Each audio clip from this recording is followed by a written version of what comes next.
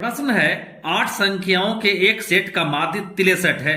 यदि संख्याओं में से एक को हटा दिया जाता है तो शेष संख्याओं का माध्य 58 हो जाता है। हटाई गई संख्या क्या है? देखिए, माध्य मतलब यहां औसत हो गया। जब 8 संख्या है तो औसत कितना है? 63, यानी आठों पर पड़ रहा है 63, यानी आठों का कुल योग ये है ना, जो भी आएगा 8 गुना 63। अब देखिए, एक संख्या को हटा देते हैं तो संख्या कितना बचा? 7 बचा।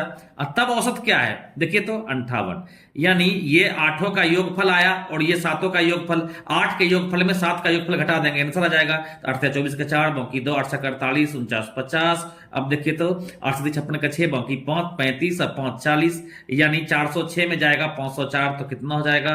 98 आंसर।